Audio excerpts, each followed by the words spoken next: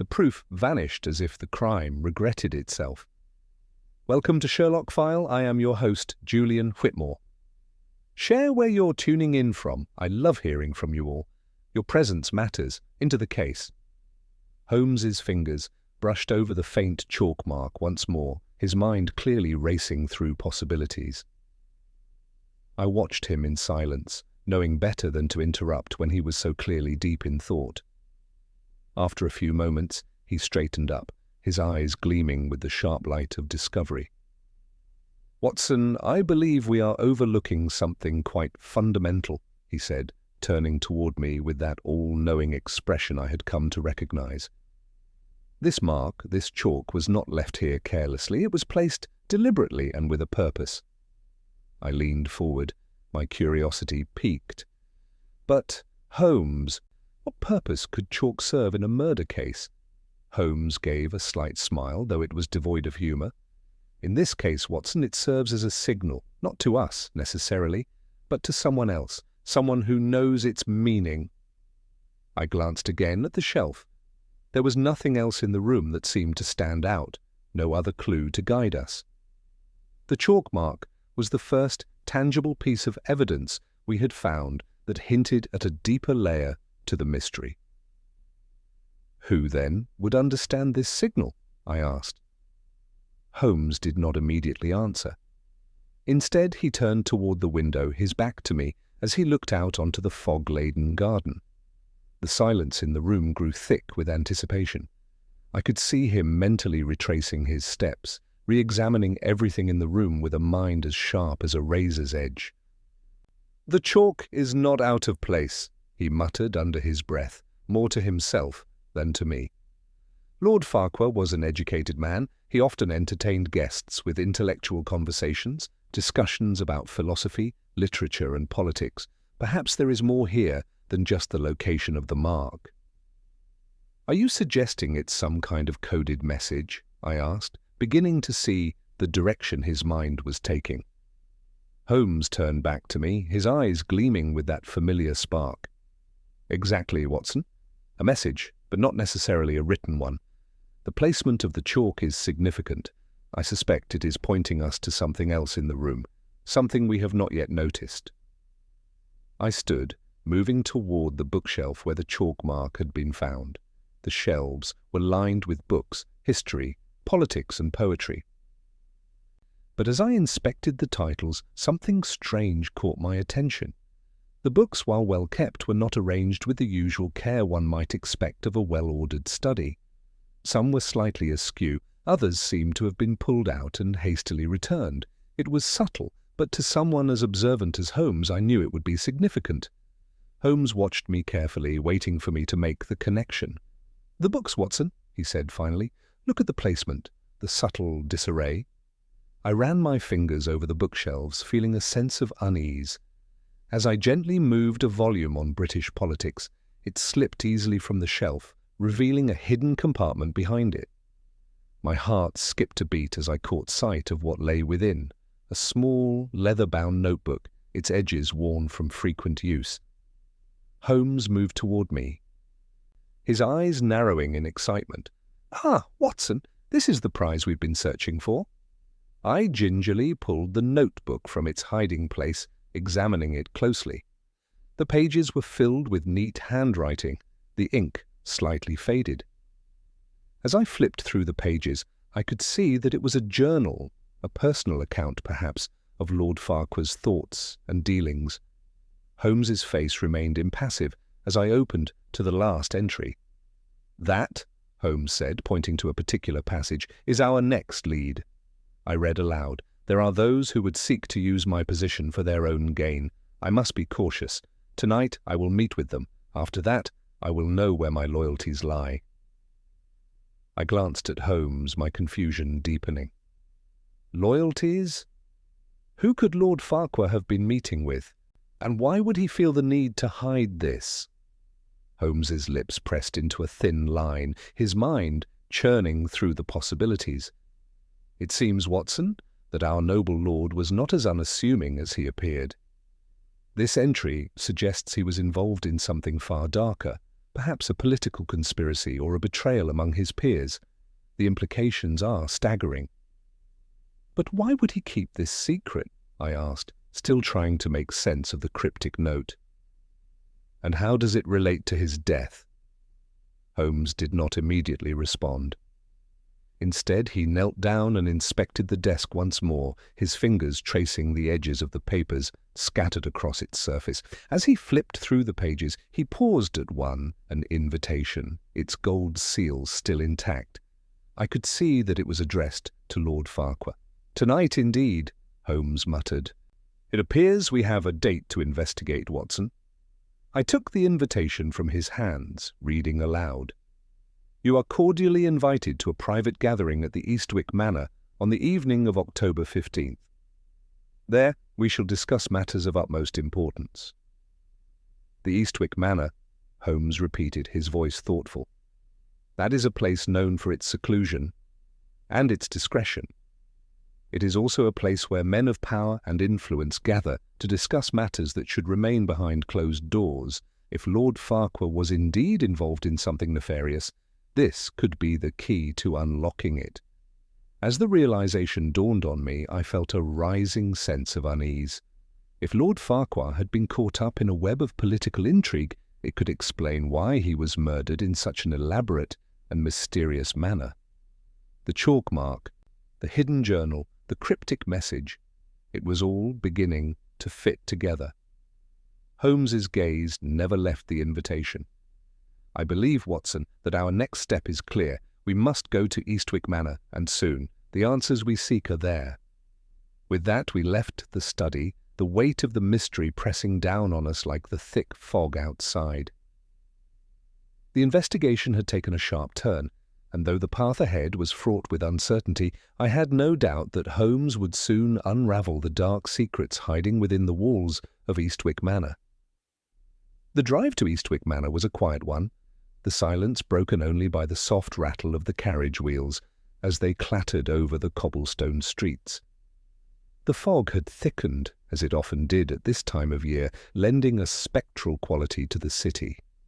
Even the most grandiose homes, such as the ones we passed in the wealthier districts, appeared muted and indistinct, their once pristine facades barely visible in the haze. Holmes sat across from me, his face unreadable, his eyes distant, lost in thought. He had not spoken a word since we left the Farquhar residence, his mind clearly working at a pace faster than I could follow. I, on the other hand, found myself reflecting on the strange turn the case had taken. The more I considered the hidden journal and the cryptic entry regarding Lord Farquhar's possible involvement in a secret meeting, the more questions seemed to multiply.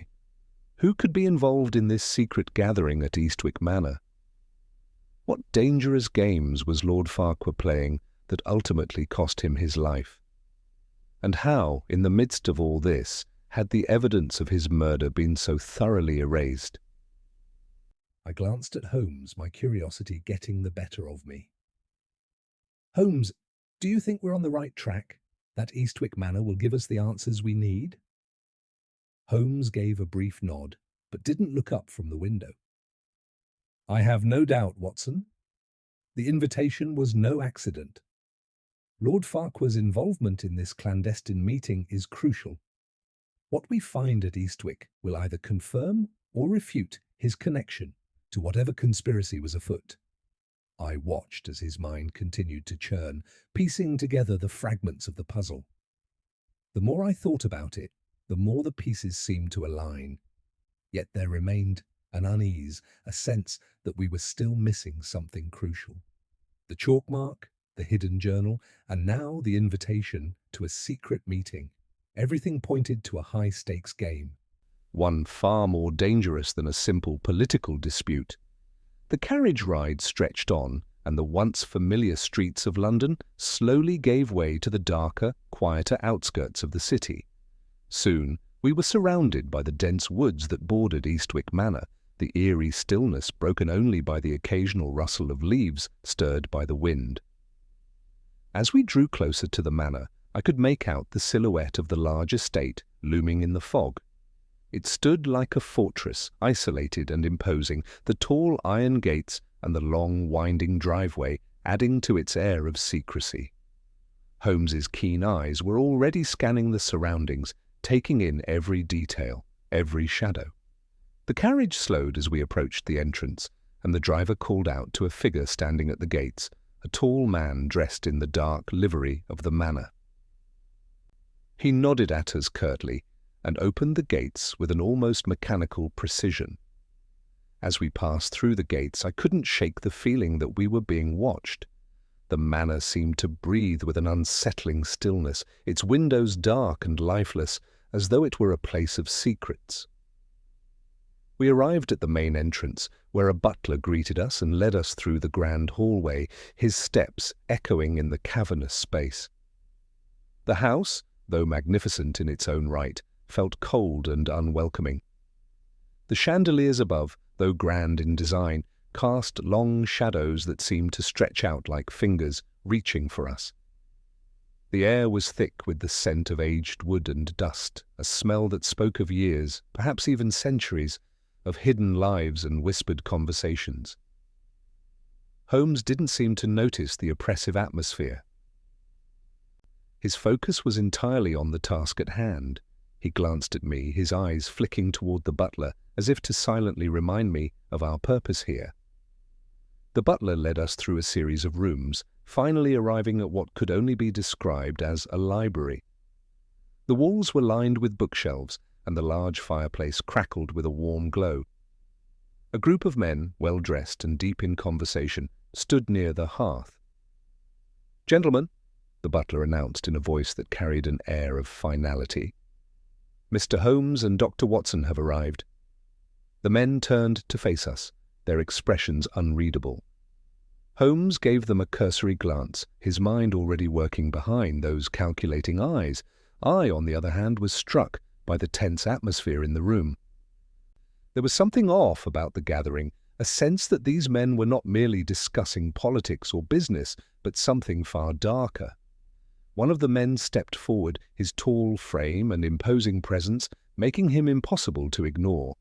His face was sharp, his eyes piercing, and he exuded an air of authority that was impossible to miss. "Sherlock Holmes," he said, his voice smooth, but carrying an undercurrent of something colder. "I had hoped you would join us. I trust your reputation precedes you."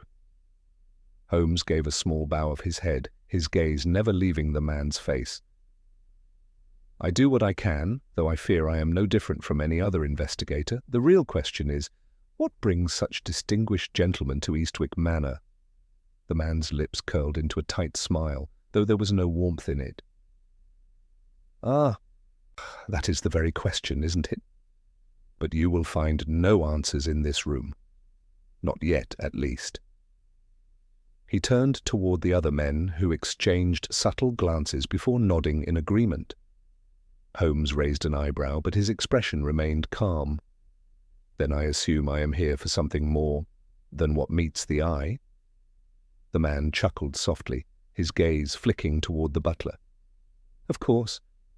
We are not so naive as to believe you would attend without some purpose. We will discuss matters shortly, but first, a drink." Holmes shook his head, his eyes never leaving the man's face. "No, thank you. I prefer to keep my mind clear when dealing with matters of such importance." The man nodded, though I could see the faintest trace of irritation flicker behind his eyes. "As you wish. But perhaps you will find the answers you seek in due time." Holmes turned to me, a barely perceptible nod, signaling that it was time to begin our own investigation. The men had turned their attention back to one another, and Holmes took a few steps toward the bookshelves, his fingers grazing the spines of several volumes. I watched, knowing that Holmes was already thinking several moves ahead. There was more to Eastwick Manor than met the eye, and I had no doubt that Holmes would soon uncover the hidden truths lurking in its shadowed corners. The game had only just begun. Holmes moved with deliberate calm as he walked toward the bookshelves, his fingers brushing over the spines of the books with practiced ease. His gaze flicked over the titles. though his focus seemed far more attuned to the hidden meaning within the room than to the books themselves. I could see the subtle signs of concentration in the set of his jaw, the faint furrow of his brow. Holmes wasn't merely scanning for information, he was searching for something that would unlock the next layer of the mystery. The group of men in the room had returned to their conversation, their voices lowered and guarded. I couldn't help but notice the tension in the air, thick and palpable, as if something had been left unsaid. It was in the way they exchanged glances, in the slight edge to their words, their eyes flickering with something that resembled fear. But what did they fear, and why had Holmes's arrival caused such a shift in the atmosphere? Holmes paused before a particular shelf, his hand hovering over a collection of old, leather-bound volumes. He didn't seem interested in the titles themselves, but rather in the way the books had been arranged, or, more specifically, in the small gap between two of them. Without a word, he moved the books aside to reveal a narrow, hidden compartment in the wall. My heart skipped a beat as he reached inside and withdrew a small object wrapped in a cloth. I took a cautious step forward, my curiosity piqued. "What is it, Holmes?" He unwrapped the cloth, revealing a small, ornate key. It was nothing special in appearance. Its design was simple, yet the quality of the craftsmanship suggested it was no ordinary object. Holmes examined it closely, his fingers tracing the intricate engravings on its surface. "This, Watson," he said softly, his voice tinged with quiet satisfaction, "is the key to understanding our next move. It is a key, quite literally, to something hidden, something within this very manor." I looked at him, confused but intrigued. But why would it be hidden here? Holmes's eyes glinted with a knowing light. "That is precisely what we are about to discover. This key was placed here deliberately, perhaps as a signal, or as a way to ensure access to something concealed, something the others do not want us to find." Before I could respond, the butler reappeared in the doorway, his presence cutting through the air like a knife. His stiff posture and the stern set of his face made it clear that we had been expected to search for something, but not this. He cleared his throat, casting a glance at Holmes and then at me. "Mr. Holmes, Dr. Watson," he began, his voice measured and polite, but with a faint undercurrent of unease. The gentlemen are ready to begin the meeting. I suggest you join them." Holmes didn't immediately respond. Instead, he looked at the key in his hand, weighing it in his fingers. He seemed momentarily lost in thought, as if deliberating whether to continue his search or follow the butler's request. In the end, he slipped the key into his pocket with a slight nod, his expression unreadable. "Very well," Holmes said, his voice calm yet carrying an unmistakable hint of resolve. "Lead the way." The butler turned without another word, and we followed him back down the corridor, our footsteps muffled by the thick carpet that lined the floors of Eastwick Manor. The air felt heavier now, and the sense of something important unfolding, something just out of reach, was almost palpable. Holmes's mind, as always, was working swiftly, though I knew better than to expect any explanation from him until he was ready. We re-entered the room with the men by the hearth, where the atmosphere had shifted subtly. The conversation had stopped, and all eyes were on us as we entered. The tall man who had spoken earlier, Lord Roderick Ashford, stood to greet us. His eyes seemed to linger on Holmes a moment longer than necessary, assessing him in a way that made the hairs on the back of my neck prickle with unease. "Mr. Holmes, Dr. Watson?" Lord Ashford said smoothly, his voice like honey, but with an edge that I couldn't quite place. "I trust you've found the surroundings to your satisfaction?" Holmes gave him a brief nod. "Quite. Though I suspect that there is far more to this place than meets the eye." The tension in the room grew more pronounced at his words, and for a moment I saw something flicker in Ashford's eyes, something not quite defensiveness, but perhaps a measure of apprehension. The other men exchanged uneasy glances, their earlier conversation now suspended, as they waited for Holmes to make the next move. "As I said, gentlemen," Holmes continued, his tone matter of fact, "I do not believe we are here by mere coincidence. There are things hidden within this house, things that are not as they seem." Lord Ashford smiled again, though it was a thin, controlled smile that didn't reach his eyes. "You are a perceptive man, Mr. Holmes, and perhaps that is why you are here. We've all been waiting for someone with your particular talents to join us. But I must warn you, the truth you seek may not be as simple as you imagine." Holmes stepped forward, his eyes never leaving Ashford's face. "I do not seek simplicity, my lord. I seek the truth. And I will find it, whether you choose to share it with me or not." The room seemed to hold its breath as Ashford's smile faltered just for a moment. But then he regained his composure, and with a sweep of his hand, he motioned for the men to sit. "Very well, Mr. Holmes, let us see what we can uncover together." Holmes took a seat at the table, his sharp gaze sweeping over each of the men in turn. I sat beside him, feeling the weight of the moment pressing down on me. I couldn't shake the feeling that this was the beginning of something far more dangerous than we had anticipated, a game of political intrigue and betrayal, and we were now deep in the heart of it. As the men resumed their conversation, Holmes remained silent, listening intently. His mind was already working, no doubt, analyzing every word, every glance exchanged, every subtle shift in the room's atmosphere. There was a rhythm to this game, and Holmes was a master of it. I could only hope that we were still on the right track, for something told me that the truth we were after would be far darker than we could imagine. The men seated around the large, polished table seemed to shift slightly as Holmes made his entrance, his presence cutting through the room like a knife. They resumed their conversation with strained politeness, though it was clear that Holmes had thrown an unexpected wrench into whatever was being discussed prior to our arrival. He was a disruption they hadn't anticipated, and I could see them calculating how to deal with him, whether to engage or to ignore. It was an uneasy balance that would likely tip towards something more serious in time. Holmes, however, appeared entirely unbothered. He sat down with an air of quiet confidence, his gaze scanning the room with an intensity that I could feel even from my position beside him.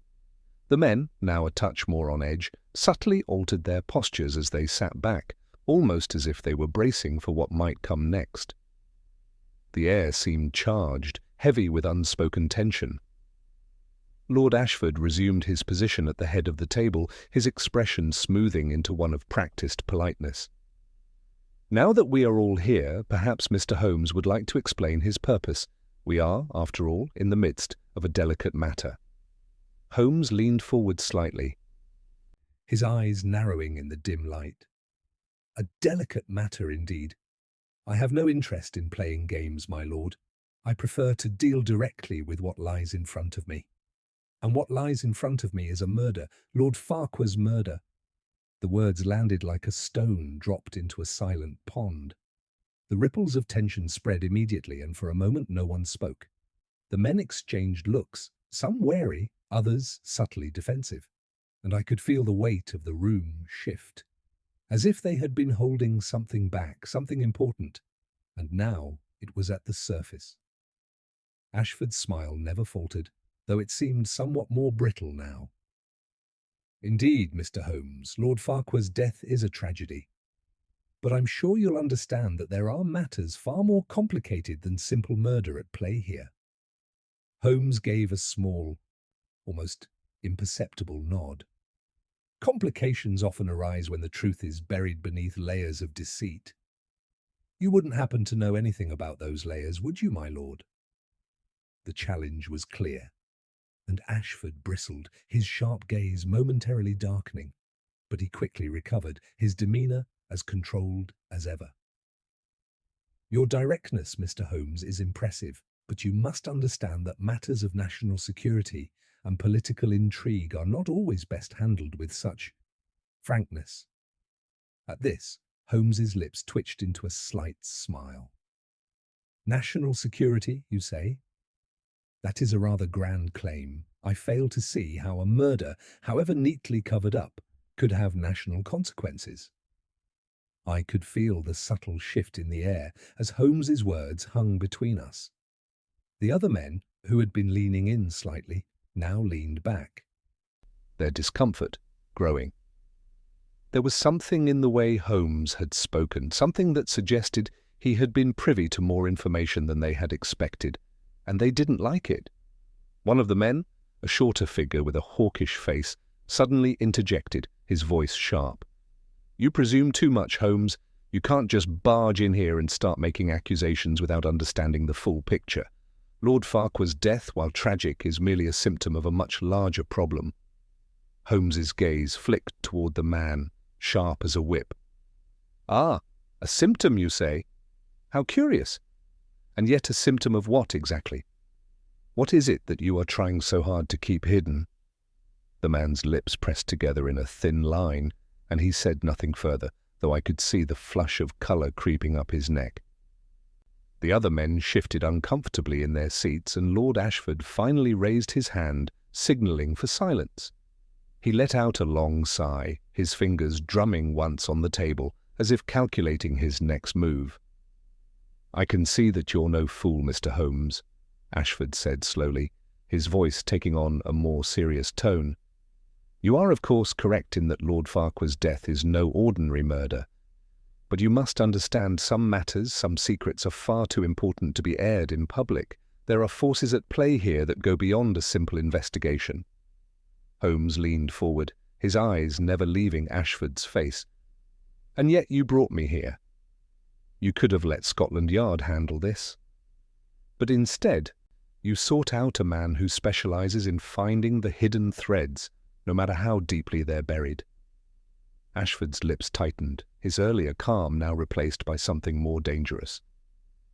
"You're pushing too far, Mr. Holmes. There are things in motion that you cannot hope to comprehend. You may have your deductions, your theories, but not everything can be solved by logic alone." The challenge in Ashford's words hung in the air, and for a moment I thought I saw a flicker of something deeper in Holmes's eyes, something like a glimmer of understanding. Then he spoke again, his voice low but sharp. "I understand perfectly, my lord. You're protecting something, someone. But tell me, what is it that you think you're protecting? A man's life? A secret so dire that it justifies the cover-up of a murder? Or is it something far more—" Holmes paused, letting the words linger as he studied Ashford's face. "Was it valuable?" The room held its breath. I could sense that the men were on the verge of either breaking or revealing something critical. Ashford's eyes narrowed, but this time he didn't immediately respond. Instead, he rose from his seat, his movements slow and deliberate, before he turned his back on Holmes and me to face the window. "The truth, Mr. Holmes," he said quietly, "is a dangerous thing. It's a force that, once unleashed, cannot be contained. You may believe you're uncovering something noble, something just. But there are things at play here that require a certain protection for the good of the country." Holmes remained seated, unfazed. "Protection," he repeated, his voice soft but filled with an unmistakable weight. "I wonder, my lord, who exactly you think you're protecting, and whether that protection comes at the cost of an innocent life." Ashford turned back to face us, his expression darkening. "You may find, Mr. Holmes, that the cost of the truth is far higher than you think." The tension in the room became unbearable, the unspoken weight of Ashford's words sinking into the very air we breathed. I looked at Holmes, who was now deep in thought, piecing together the intricate web of lies and half-truths that surrounded us. Whatever secrets Lord Ashford and his associates were protecting, I knew we were on the cusp of uncovering something far more dangerous than a simple murder. The game had truly begun, and I had no doubt that Holmes would see it through, no matter the cost. The room grew heavier with silence after Ashford's final words, as though the walls themselves were holding their breath, waiting for the next move.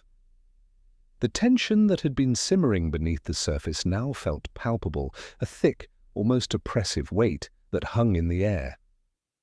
I could feel it pressing against my chest, but Holmes remained as composed as ever, his sharp eyes never leaving Ashford's face, reading him as if he were an open book. For a moment, neither Ashford nor any of the other men spoke. The quiet was suffocating, thick with unspoken words and guarded glances. It was as if they were waiting for Holmes to make the next move, to give them some signal. Though I suspected that the men around the table had underestimated Holmes's ability to see far beyond their own immediate concerns. Holmes leaned back in his chair, his fingers lightly tapping on the edge of the table as his mind clearly worked through the next stage of his strategy. I, on the other hand, was struggling to make sense of the shifting tides of the conversation. Ashford's cryptic statement about the cost of the truth was clearly a warning, and I had no doubt that what lay hidden beneath the layers of deception in Eastwick Manor was far more dangerous than I had first imagined. Breaking the silence, Holmes finally spoke, his voice calm, yet filled with a quiet intensity. "It seems, my lord, that you are no longer speaking of a mere murder.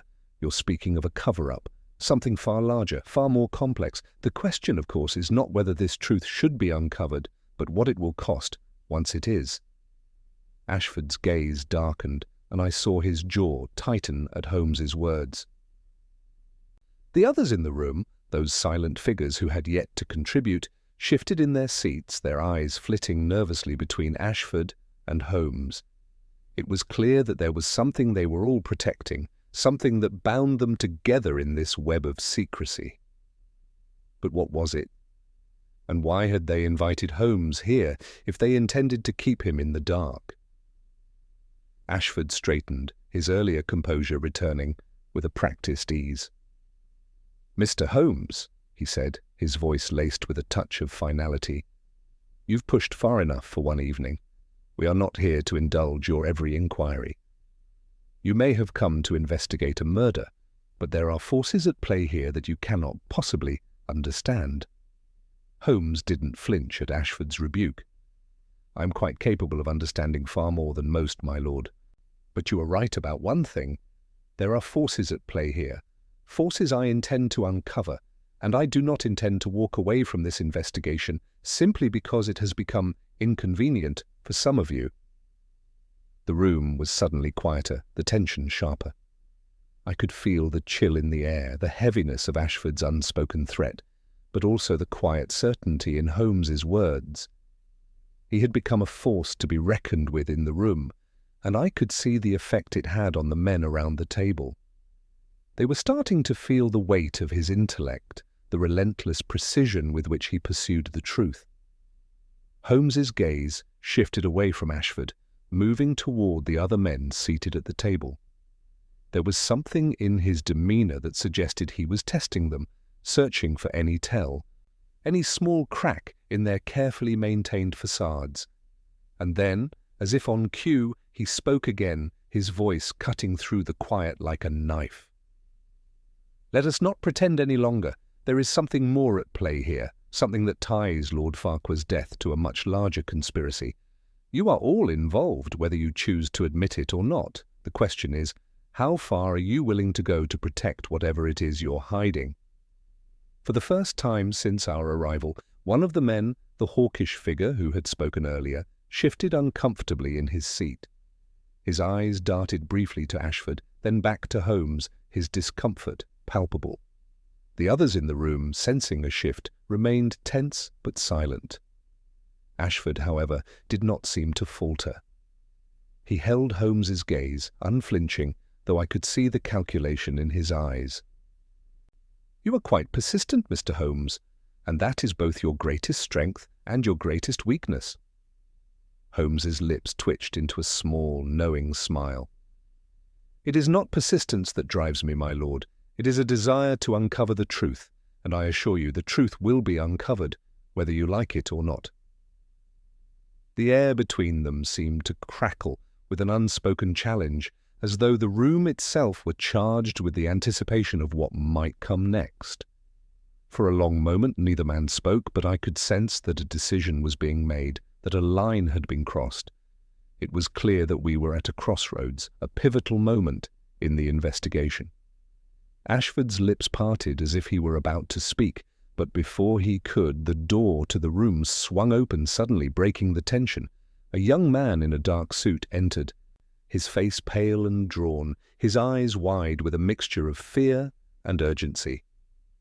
He approached Ashford quickly, his voice barely above a whisper, as he leaned in to speak to him. I caught only fragments of the conversation, but enough to understand that something had just gone terribly wrong. Ashford's face darkened as the young man spoke, his brow furrowing deeply. The other men in the room exchanged nervous glances, their unease growing with each passing second. "What is it?" Ashford demanded sharply, his earlier calm vanishing in an instant. The young man looked at him, his voice shaking. "It's Lord Farquhar's estate. There's been a break-in. Someone searching the house." Holmes's eyes narrowed at the mention of the estate. "A break-in? How interesting. It seems that someone else is just as interested in this case as we are."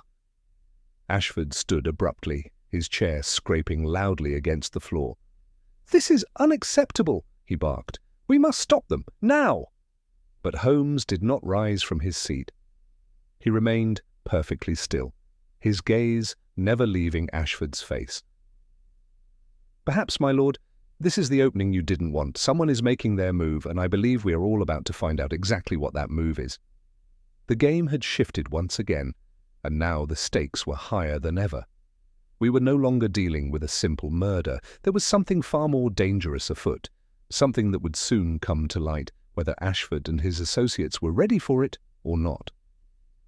The tension in the room spiked as Ashford stormed toward the door, his movements quick and deliberate.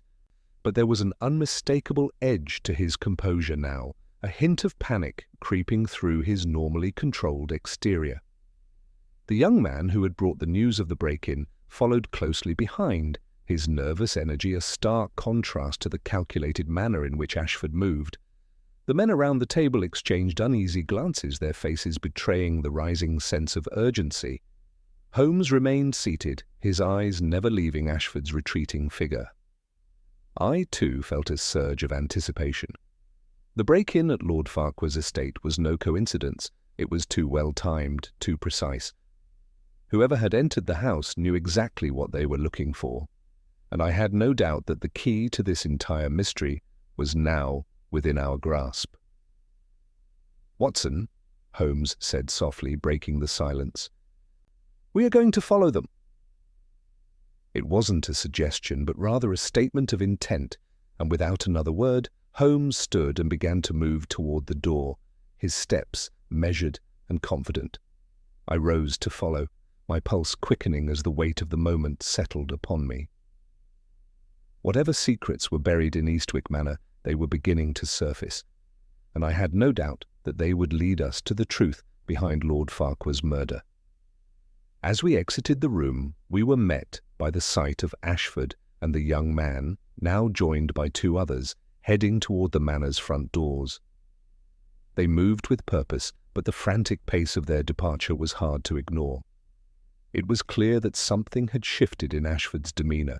Whatever he had hoped to conceal, he now feared might slip beyond his control.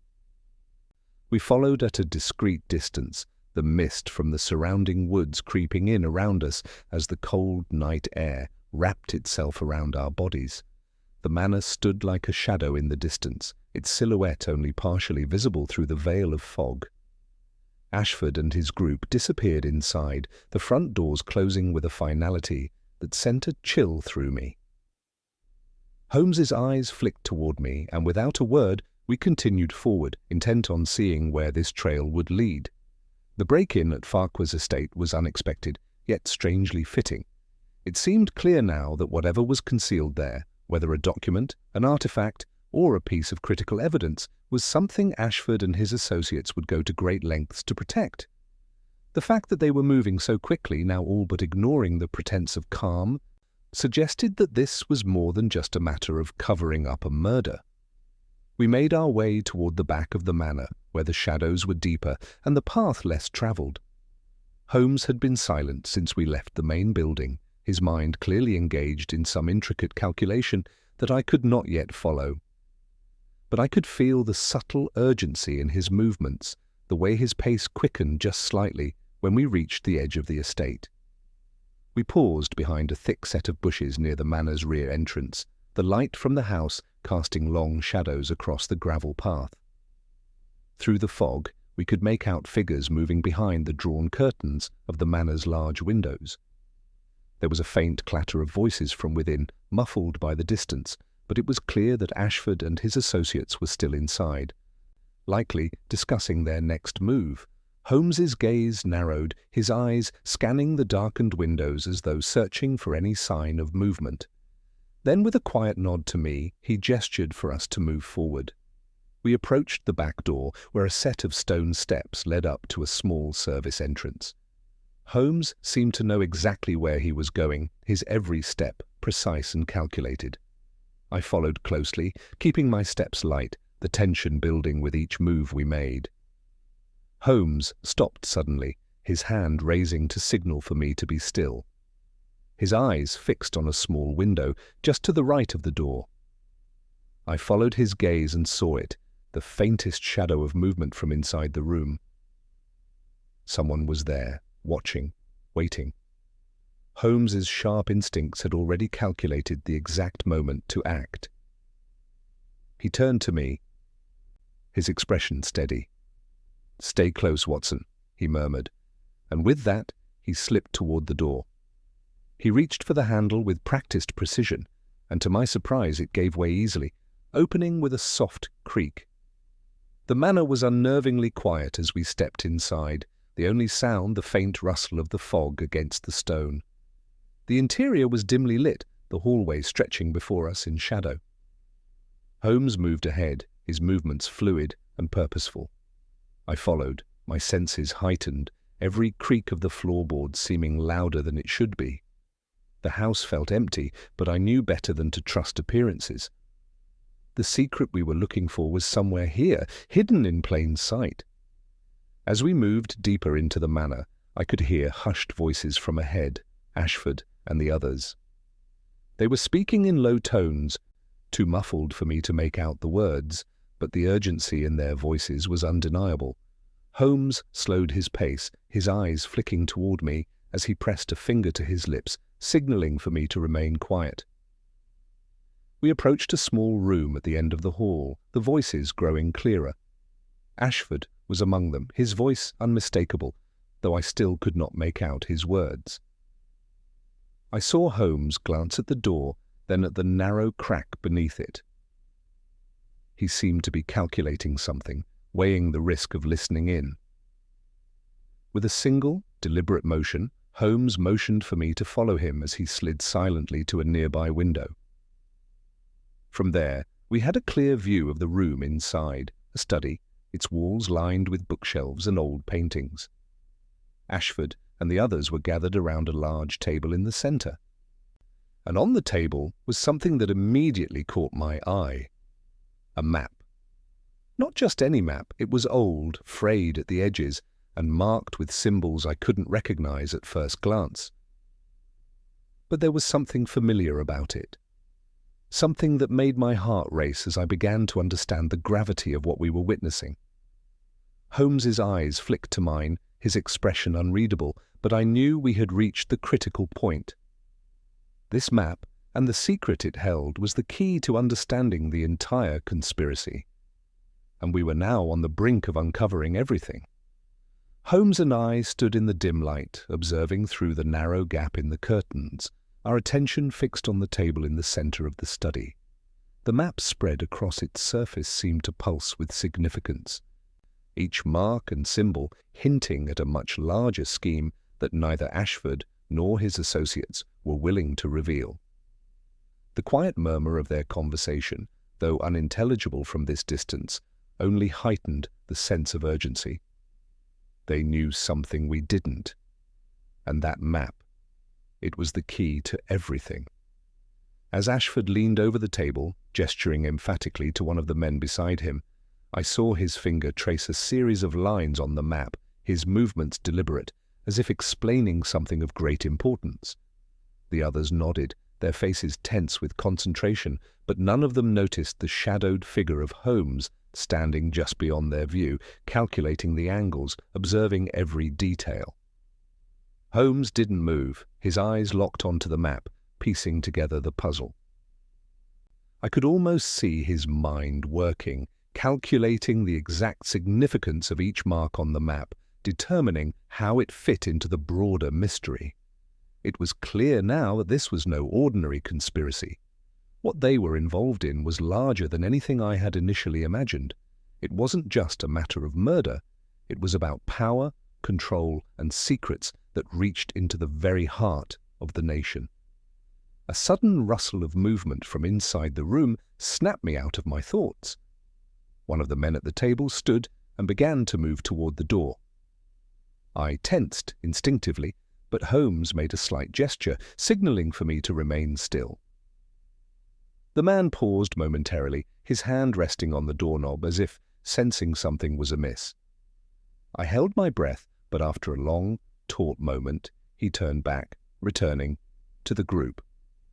The tension in my chest slowly eased, though my heart still raced.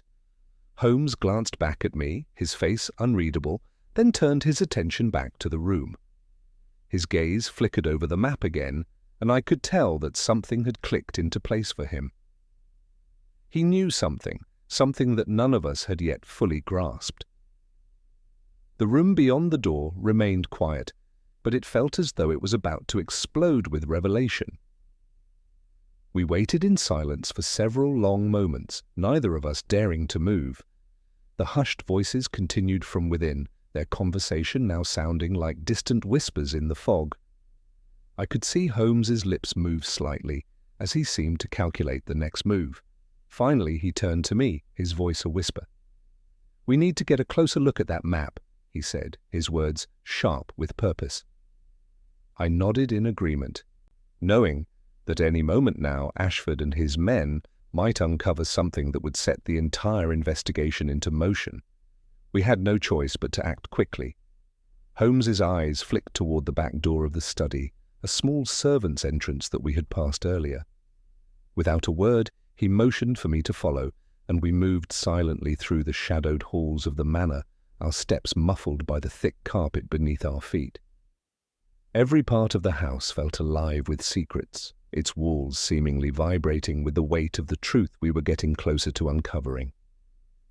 We reached the back door, and Holmes hesitated for a moment, his ear pressed to the door, listening for any sounds of movement from within. The voices had lowered now, their conversation taking on a more serious tone. He reached for the door handle, and with a soft click, we entered the room. The study was bathed in the soft glow of a single lamp, casting long shadows across the room. The map lay spread out on the table, just as it had before, but now, with the absence of the men, it was ours to examine. Holmes stepped forward, his eyes scanning the details with a laser focus. I could see him taking in every inch of the map, the faint pencil marks, the lines of latitude and longitude, and the strange symbols that dotted the surface. "Watson," Holmes murmured, his voice tinged with excitement. "Do you see it? The pattern is clear now. These symbols, they correspond to known locations across the country, but they've been altered, marked for a very specific reason." I leaned over the table, my eyes following the lines Holmes had traced. At first glance, the map appeared ordinary, but as Holmes pointed out the alterations, I could see the hidden connections, patterns within the symbols, a series of coordinates that seemed to point to something more than just random locations. The thought occurred to me that these could be sites of strategic importance, places where something valuable or dangerous was hidden. "This," Holmes continued, his voice low but intense, "is a map of more than just geography. These locations correspond to key sites, possibly military installations or government facilities. And the marks, they're not just random, they're messages, instructions." The realization hit me with the force of a physical blow. The map was a guide, but a guide to what? And why had Ashford and his men been so intent on hiding its significance? Holmes's gaze flicked to the door, his sharp senses alert to any sound that might indicate we were no longer alone. His fingers hovered over the map, moving with purpose as he examined the precise details of the markings. "These symbols," he muttered, more to himself than to me, "are part of a code, an ancient cipher perhaps, but the true meaning, it's just out of reach." At that moment, the faint sound of footsteps reached our ears. Someone was coming. Holmes's eyes flicked toward the door, then back to the map, his mind working swiftly to decide our next course of action. There was no time to decipher the full meaning of the map now, but I knew Holmes would not leave without extracting as much as he could. "We need to leave," he whispered urgently. "Now!" In the split second before we made our move, I felt a jolt of realization. Whatever Ashford and his associates were hiding, whatever dangerous secret this map pointed to, it was far beyond what we had expected. This was no longer just about a single murder. This was a matter of national importance, one that reached into the very core of the government, and we had just stumbled upon it. Holmes moved swiftly, pulling me along as we exited through the back door and slipped silently into the fog of the night. The manor, with all its secrets, receded into the mist behind us, but the weight of what we had uncovered lingered, pressing against my chest. We had only scratched the surface, but now we were more certain than ever. The conspiracy went deeper than we could have imagined, and the game was far from over. The cool night air pressed against us as we moved through the dense fog. Our footsteps quiet but quick on the gravel path leading away from Eastwick Manor. The map, now tucked carefully inside Holmes's coat, seemed to hum with potential, its cryptic symbols and markings a direct line to a secret far greater than any we had yet uncovered. The weight of our discovery hung between us, and though Holmes remained outwardly calm, I could tell from the set of his jaw and the glint in his eyes that his mind was racing, calculating each possible next move. I glanced over at him as we walked, feeling the weight of the silence between us, broken only by the sound of our footsteps. "What's our next step, Holmes?" I asked quietly, not wanting to disturb his thoughts, but needing to understand the magnitude of what we had just stumbled upon. Holmes's gaze shifted to me, and for a moment his expression softened, just enough for me to know he was contemplating the best course of action. "We need to find out exactly what Ashford and his associates are protecting, Watson. This map, it's more than just a list of locations. It's a blueprint, a map to something of immense value." I nodded, my heart beating faster as I understood what he was implying. Whatever these men were hiding, it was no longer just a matter of political power or a simple cover-up of a murder. This was a matter of national security, of some hidden resource or intelligence that Ashford was willing to go to great lengths to protect. "But where do we start?"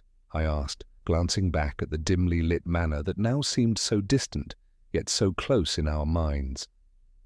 We had just fled from a room of men who would do anything to protect their secrets, and now we were on our own, trying to piece together the fragments of a mystery that reached farther than we had anticipated. Holmes's lips pressed into a thin line, his mind working quickly. "We begin by looking into the locations on the map. The sooner we understand what they signify, the sooner we can predict Ashford's next move." I could feel my pulse quicken as Holmes spoke, his words laying the groundwork for what would surely be a dangerous journey. We were not merely dealing with a group of politicians or businessmen with interests to protect. We were entangled in something far more dangerous, something that could topple governments or change the course of history. We made our way to a nearby tavern, a quiet, dimly lit establishment on the edge of London, where Holmes knew we could gather our thoughts without the prying eyes of Ashford's men. Inside, the warmth of the fire contrasted with the chill of the fog outside, and I could feel my shoulders relax as we sat at a small table in the corner, away from the main crowd. Holmes placed the map on the table, smoothing the edges with deliberate care. He leaned over it, studying it closely, his fingers tracing the various markings. "I've seen symbols like these before," he murmured, more to himself than to me. "They're part of an old code, one used during the early years of British intelligence. Only a select few would understand its meaning now, but there's a pattern here, a trail that leads to something specific."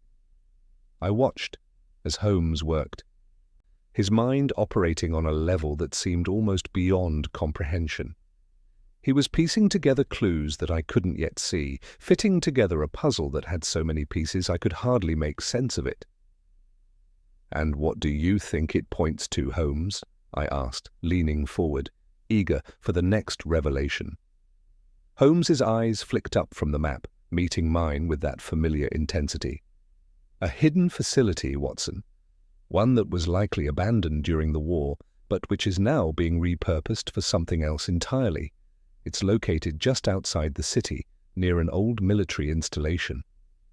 My breath caught in my throat. The implications were staggering. If Holmes was right, then Ashford and his associates were not merely involved in some petty conspiracy, they were sitting on a secret that could have massive consequences for the country, if not the world. "And if we find this facility, we find what they're hiding." Holmes nodded, a rare flash of certainty in his eyes. "Precisely. But it's not going to be easy, Watson. Ashford will be expecting us to come after this, and they will stop at nothing to ensure we don't get any closer." I leaned back in my chair, my mind racing. The path ahead was fraught with danger, but there was no turning back now. We had uncovered the first real lead in a mystery that was larger than either of us had anticipated, and I knew that Holmes would press on until the truth was uncovered, no matter the cost. "Do we go now?" I asked, glancing toward the door. My instincts were telling me that time was running out, that Ashford and his men were closing in on us, their every move designed to thwart our progress. Holmes's lips curled into a faint smile, but there was no mirth in it. "Not just yet, Watson. We need to be prepared. If we're going to find that facility, we'll need more than just the map. We'll need information, and I have a few contacts who can help us with that. But first, we need to lay low for a while, let the fog clear, so to speak." I nodded in agreement, though the urgency I felt told me that waiting was the hardest part. We were on the edge of something monumental, and yet we still had so many steps to take before we could uncover the full extent of the conspiracy that had ensnared us. Holmes stood, folding the map carefully and tucking it into his coat. "We'll move at first light, but for now, let's keep our heads down. We've already stirred the hornet's nest, Watson. The next move is crucial." I watched him carefully as he turned toward the door, his mind already ahead of us, calculating the next steps with his usual precision. There was no doubt in my mind that Holmes was on the brink of a breakthrough, and as we made our way out of the tavern and back into the foggy streets of London, I knew that the coming hours would determine not only the fate of the investigation, but the fate of the very secrets that Ashford and his associates had fought so hard to protect. The streets of London were eerily quiet as Holmes and I moved through the fog, the city's usual hum of life muffled beneath a heavy blanket of mist. The world around us seemed suspended in time, as though the very air held its breath in anticipation of something yet to come. We were moving with purpose, but there was no escaping the nagging feeling that Ashford and his associates were closing in on us, watching, waiting for us to make our next move. Holmes's face was unreadable, his thoughts clearly focused on the next step of our investigation. I could see the familiar intensity in his eyes, the way his mind was working several moves ahead of everyone else. Despite the urgency, he moved with his usual calm, as if time itself bent to his will. We made our way to a small, unassuming pub on the outskirts of the city, a place Holmes knew well, one where he had met with his network of informants on more than one occasion. The dim light from the street lamps flickered through the windows, casting long shadows across the walls. Inside, the air was thick with the scent of tobacco and aged wood, the low murmur of conversation creating a subtle background hum. Holmes led me to a corner booth, away from the eyes of any potential onlookers, and motioned for me to sit. He glanced around the room before settling into the seat across from me. For a moment, we were both silent, the weight of our recent discovery pressing heavily upon us. "We are getting closer, Watson," Holmes said quietly, his voice low but intense. "The map is just the beginning. If I'm correct, there's something much larger at play here, something that could have repercussions far beyond this case." I leaned forward, my pulse quickening as I took in his words. "What do you mean, Holmes? What are we dealing with?" Holmes met my gaze, his eyes gleaming with the excitement of a mind on the brink of revelation. "The symbols on the map, they're not just random markings. They correspond to places of strategic importance, some dating back to the early days of British intelligence. But the real question is why Ashford and his associates are so intent on keeping them hidden. What are they protecting?" I could feel my breath catch in my throat. The enormity of the situation was beginning to sink in. Ashford and his men were involved in something much deeper than we had first realized. This wasn't just about murder. It was about a conspiracy that could shake the very foundations of the nation. Before I could respond, the door to the pub opened and a figure stepped inside. Holmes's eyes flicked toward the newcomer, and I followed his gaze, my instincts immediately alert. The man was tall, his dark coat pulled tight against the chill of the night. His eyes scanned the room briefly before locking on to Holmes. With a subtle nod, Holmes gestured for the man to approach. The stranger made his way toward us, his steps measured but confident. When he reached the booth, he slipped into the seat beside Holmes without a word, his eyes flicking toward me briefly before focusing on Holmes. "This is my associate and one of my most trusted informants," Holmes said to me, introducing the man with a slight gesture. "His name is Simon Hargrave. He's been invaluable in helping me untangle the threads of the conspiracy we're dealing with." Hargrave nodded, offering me a brief, calculating glance. He wasn't a man given to small talk, and his manner was as sharp as his eyes. "I've been tracking Ashford's movements," he said in a low voice, leaning forward. "He's got something hidden, something tied to these locations on the map. But there's more. There's a facility, an underground one, not far from here. Ashford's men are already moving in to secure it. If you want answers, that's where you'll find them." I felt a chill run down my spine at the mention of the facility. Holmes's eyes narrowed slightly, his mind already processing the new information. "You're certain of this?" Hargrave nodded. "I've seen them. Moving supplies, setting up. It's more than just a place, they're preparing for something.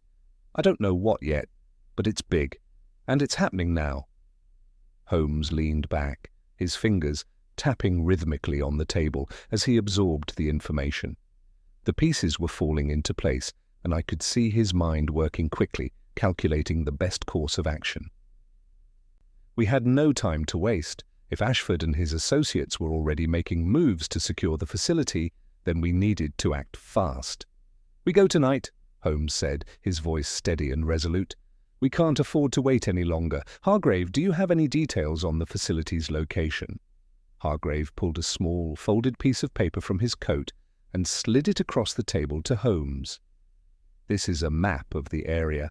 I've marked the key points, including the facility's location and the nearby access routes. But be careful, it's heavily guarded." Holmes studied the map carefully, his brow furrowing slightly as he examined the details.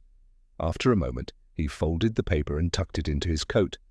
"Thank you, Hargrave. You've done well. Now we move swiftly and silently. We can't let Ashford's men know we're coming." I could feel the weight of the moment pressing down on me as I nodded in agreement. There was no turning back now. We were about to infiltrate a hidden facility, possibly the heart of the conspiracy we had been chasing, and the risks were immense. But the alternative, allowing Ashford and his associates to continue their machinations unchecked, was far worse. Hargrave stood, his movements fluid and quick, ready to leave. "I'll make sure the coast is clear," he said, his voice cold but efficient. "Meet me at the edge of the property. I'll guide you in." Holmes and I stood as well, our minds already shifting gears as we prepared for the next phase of the investigation. The air outside was even colder now, the fog wrapping around us like a cloak. But there was no mistaking the urgency in our steps. We were closing in on Ashford and his men, and the answers we sought were within our grasp.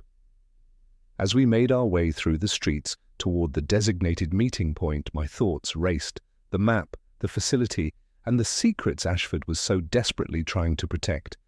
Everything was converging now. We were no longer mere observers in this game. We were players, and the stakes were higher than I had ever imagined. Holmes turned to me as we walked, his face set in determination. The truth, Watson, is often hidden in the darkest places. But we are getting closer. And when we find it, nothing will ever be the same. I nodded, the gravity of his words sinking in. Whatever happened next, we were about to uncover a secret that could change everything, and I had no doubt that Holmes would see it through, no matter the cost. The night seemed to close in around us as we followed Hargrave through the winding streets, his figure moving swiftly ahead, barely visible in the thick fog. Holmes's pace was steady, never hurried, as if he knew precisely where he was going, even in the near-total darkness.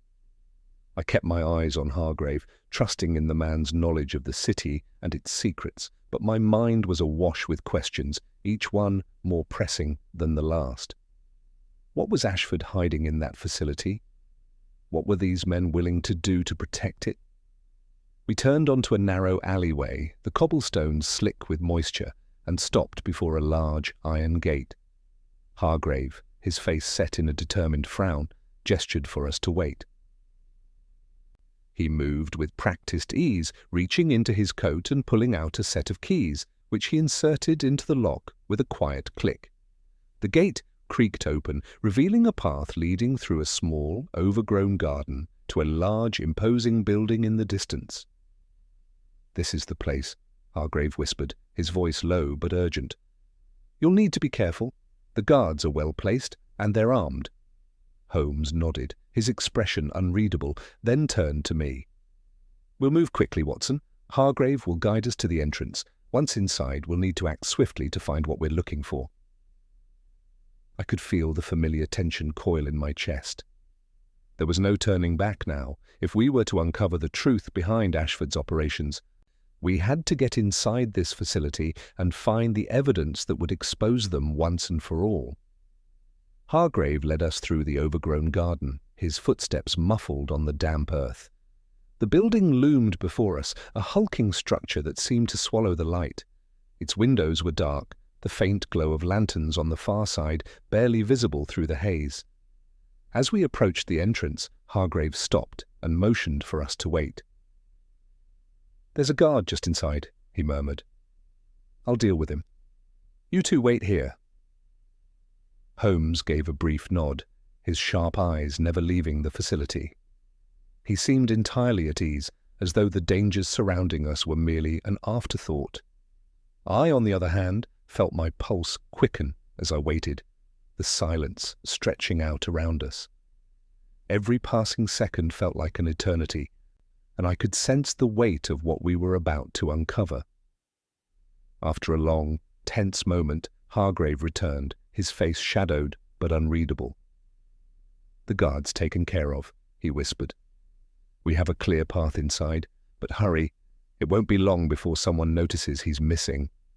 Holmes's expression hardened. "Lead the way." We moved quickly through the darkened halls of the facility, the cold stone walls pressing in around us as we navigated the narrow corridors. The air was thick with dust, and the sound of our footsteps was the only noise to break the silence. I felt a strange sense of unease, as though we were intruders in a place that was never meant to be disturbed. Yet the deeper we moved into the building, the more certain I became that we were on the verge of discovering something monumental. Hargrave stopped at a heavy door, its surface worn with age. "This is it," he said quietly. "Beyond here, you'll find what you're looking for." Holmes stepped forward without hesitation, his hand resting lightly on the door handle. He paused for a moment, his eyes scanning the surrounding area, then turned to me. "Ready, Watson?" I nodded, though my heart was racing. "Ready." With a slow, deliberate motion, Holmes opened the door, revealing a large room beyond. Inside, the space was dimly lit by flickering overhead lights, casting long shadows across the floor. The air was thick with the smell of machinery and metal, and I could hear the faint hum of something running in the background, though I couldn't quite place the source. In the center of the room stood a series of large tables covered with papers, maps, and old documents, their contents spilling out in chaotic disarray.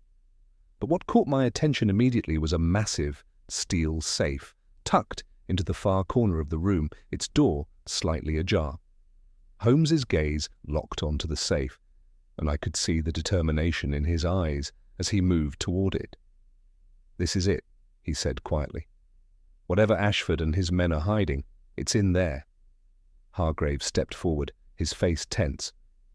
"I don't know what's inside, but I've seen them come and go from this room. They're protecting something big." Holmes nodded, his fingers brushing lightly over the edge of the safe. "We'll find out soon enough." He worked quickly, his movements fluid and precise. I watched as he expertly opened the safe, his fingers moving with the same practiced ease he used when solving a complex case. The door creaked open with a soft click, and the contents inside were revealed. At first, I couldn't make sense of what I was seeing: papers, files, a few dusty old books. But then my gaze settled on something more striking: a small wooden box intricately carved with symbols I had seen before, symbols from the map. My heart skipped a beat as I recognized the connection. This was it, the key to the conspiracy. Whatever Ashford and his associates were protecting, it was contained within this box. Holmes's eyes gleamed as he lifted the box from the safe. "This is it, Watson. We've found it." I stepped closer, my breath catching in my throat, as Holmes carefully opened the box. Inside was a series of neatly stacked papers, their edges worn with age. Holmes's fingers skimmed over them, his eyes scanning the contents. "This," he murmured, "is a ledger, a record of transactions, of agreements, of deals made with people in power. But there's more." He flipped through the pages quickly, his expression growing darker with each passing moment. "These aren't just ordinary deals, Watson. These are the details of a covert operation. And it's not just Ashford involved. This goes all the way to the highest levels of government." I felt a chill settle over me as I realized the full extent of what we had uncovered. This wasn't just a conspiracy to hide a murder or protect a few powerful men. This was something far more dangerous, something that could tear apart the very foundations of the government. Holmes closed the box, his expression hardening. "We need to leave, Watson. Now." As we turned to leave, I knew that we had reached the tipping point. Whatever was in those papers, whatever Ashford and his associates were hiding, it was more than just a secret. It was a time bomb waiting to go off, and we were the only ones who could stop it. The fog outside seemed thicker than ever as Holmes and I made our way back through the winding streets of London, the weight of our discovery pressing heavily on my chest. Every step seemed to bring us closer to the inevitable conclusion of this complex web of deceit, but there was a lingering unease, a sense that we hadn't yet uncovered the full extent of the conspiracy. The wooden box with its incriminating ledger was tucked carefully under Holmes's arm, the truth within it still slowly unfurling in his mind. As we reached 221B Baker Street, Holmes paused before opening the door, his expression unreadable. I stood beside him, feeling the weight of the case settle heavily on my shoulders. "What's our next move, Holmes?" I asked quietly.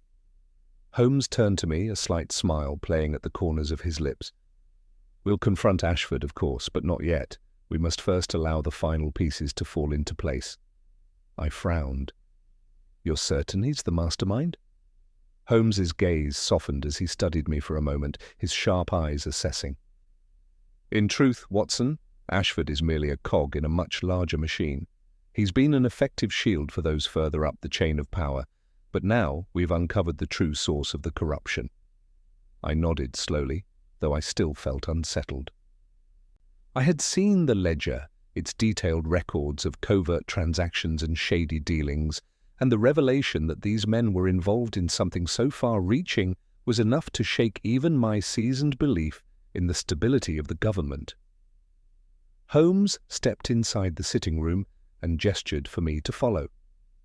As I entered, I saw him already at his desk, his mind working swiftly. He had spread the pages from the ledger across the surface, his fingers moving from one document to another.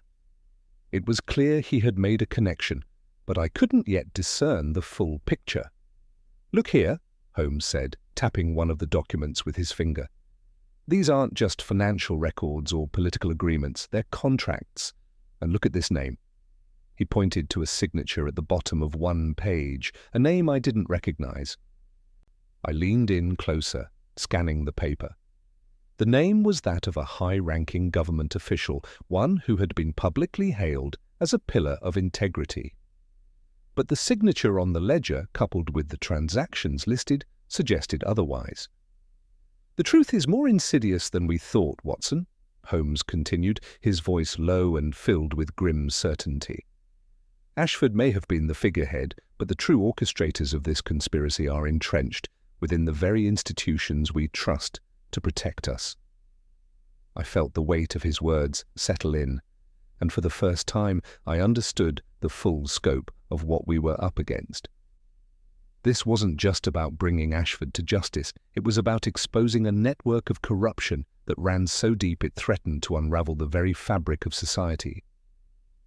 Holmes folded the papers with deliberate care, his eyes flicking back to the door. "It's time, Watson. We've gathered the evidence. Now we confront the mastermind behind it all." The journey to confront Ashford was tense, each step we took feeling more fraught than the last. We made our way to a private meeting room where Ashford was waiting for us, his posture stiff, his eyes darkened with the knowledge that his empire of secrets was about to crumble.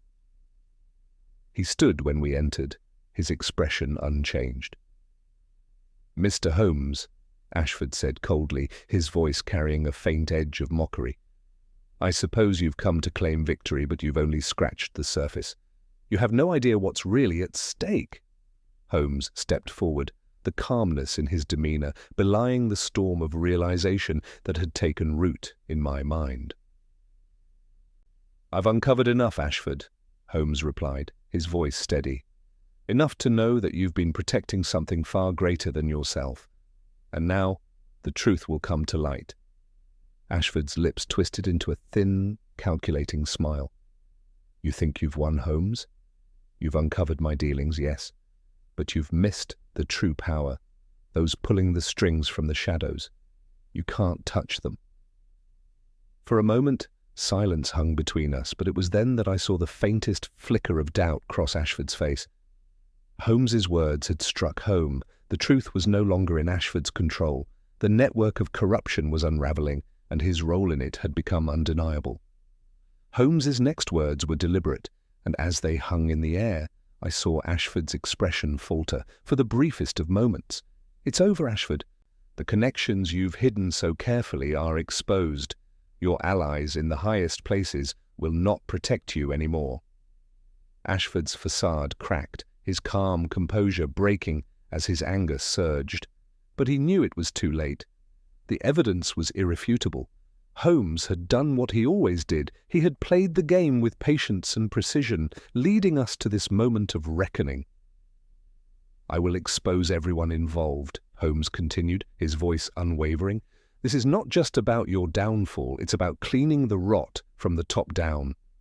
As the realization fully dawned on Ashford, his posture collapsed. There was no more defiance in him. He understood, as we did, that his days of hiding in the shadows were over. The authorities arrived soon after, and Ashford was taken into custody, his empire of deceit crumbling before him. Holmes and I stood by as the evidence was handed over, the weight of our journey finally lifting. As we walked away from the scene, the fog began to lift, and the first rays of dawn pierced through the mist.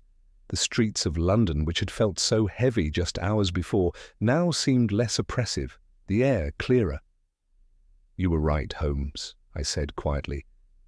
"There's always more to the story than meets the eye." Holmes gave a small, almost imperceptible smile. "The truth is always hidden beneath layers, Watson. It's only when we peel back the surface that we see what lies beneath.